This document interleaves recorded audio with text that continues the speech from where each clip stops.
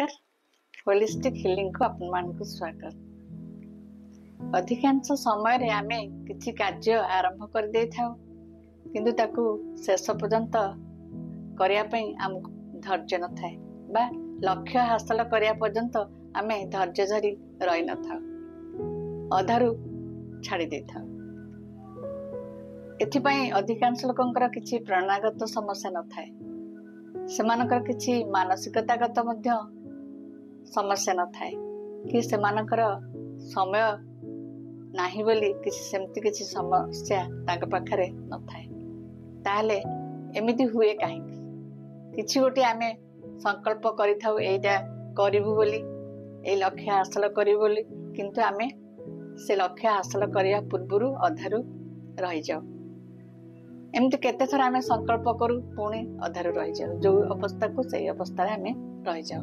ताहले एमिति हुए काहेकि, कारण कोन बाकू बदलवा केमिति? आमे सफल व्यक्ति माने अधिक बुद्धिमान नहति किंबा तांकु अधिक प्रेरणा मिल न थाए। सेमाने कामटी को अलगा उपाय करंती, जथा सेमाने निरंतर भावरे करंती एवं निरंतर भावरे कार्यानुष्ठान ग्रहण करंती। आमर समस्या रही थाए निरंतर भावे आमे कार्य करि परना किंबा कार्यानुष्ठान आमे नै परुना। सफल व्यक्ति माने सेही कार्य को अनवरत भावरे दिन राति करी सेही कार्य रे मन निवेश करथांती जेपर्यंत सेमाने लक्ष्य हासिल करि नाहंती। तांकर मानसिकता थाए जे आमे एही कार्य को जहाँ आम पई दरकार आमे करि चलिबु जेपर्यंत आमे गंतव्य स्थल रे पहुंची पारिबु। किंतु आमे काहे संघर्ष करू? यार कारण खोजिले आमे पाइबा जे आम मस्तिष्क सबुबले कंफर्ट जोन रे रहिया भल पाए।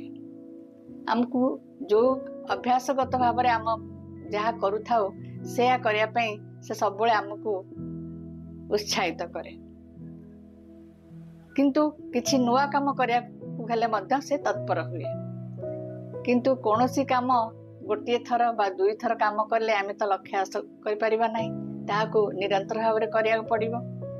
एई निरंतर भाव करला बेलकू उत्साह कमी जाए, फल आम मन आमको कहे छाड़ी दियो, ए कामटा आम द्वारा हबनी कि परे पुणी आउ थे आरंभ करिबा।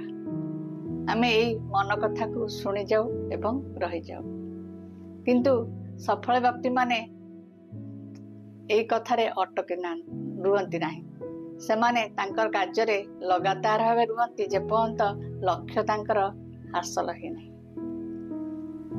तेणु एई जो लक्ष्य हासिल करिया पई आमे जो साधारण भाव रे रही जाऊ, केमिति आमे हासिल करिबा सेतबे गोटे आज रूल कहूची 90-90-1। यह होची रविन शर्मा को बुक 5 AM क्लब रे एई रूल टी कुआ जायछि एवं एई को फॉलो करी बहुत व्यक्ति सफल होते होई परिचंती। ए रूल टी कुहे जे 90 दिन पर्यंत सकाळर प्रथम 90 मिनिट आपण गोटिए कार्य रे मन निवेश करिवे। अर्थात आपण जो लक्ष्य हासिल करिया पई चाहउछंती गोटिए लक्ष्य निर्धारण करिवे। से लक्ष्य को 90 दिन पर्यंत आखि आगे रखिबे एवं सकाळर प्रथम 90 मिनिट आपण एई कार्य को करिवे। जो लक्ष्य हासिल करिया पई मनस्थ करिसंती व स्थिर करिसंती सेई लक्ष्य को हासिल करिया पई जहा किछि कार्यानुष्ठान दरकार आपण से सकाळर प्रथम 90 मिनिट देबे एवं ताहाकू 90 दिन पर्यंत करिवे। यह काहेकि फलप्रद हुए ना, गोटे कथा हैला आपण 90 दिन पर्यंत गोटे कार्य को स्थिर भाव रे करि चलिबे। आमे जाने छे मस्तिष्क रे जेतले आमे बारंबार कोनोसी रिपीटेशन भाव रे कार्य करू ताहा हमर गोटे नुआ पाथवे सृष्टि करे एवं स्थिरता को मने रखि थाए एवं आमको आस्ते आस्ते ताको हैबिट रे परिणत हो जाए। जेहेतु गोटे नुआ पाथवे सृष्टि हो जाए आमर नुआ कार्य प्रणाली नहीं, तेणु ताहा गोटे हाबिट रे परिणत होगी आमको सेटा ऑटोमेटिक कर दिए। तापर आ गोटे तार लॉजिक है जे आमे 90 मिनिट सकाळु ए कार्य उपरे मनोनिवेश करिबा।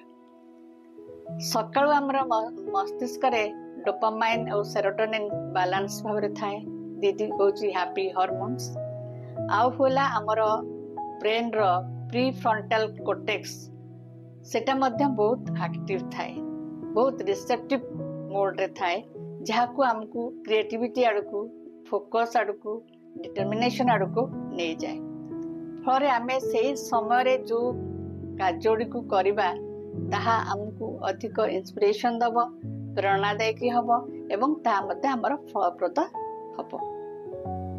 तेणु कुहाई रूल टी 90 90 आउ 1 ताहले आमे केमिति आरंभ करिबा। प्रथमे आपण गोटे गोल निर्धारण करंतु से गोल पई 90 मिनिट निश्चित भाव रे सकाळु देबे बोली स्थिर करंतु एवं एहाकु लगातार 90 दिन पर्यंत करिवे। जदि गोटे 2 दिन एते किछि व्यतिक्रम हैला ताहाले 2 दिन हे गले आपण पुणी आउ थरे 1 डे 1 टू काउंट करिवे काहे कि ना हमर एठी रिपीटेशन जरूरी लगातार रिपीटेशन करले हम ब्रेन ताकू न्यूरन पाथवे सृष्टि करिवो।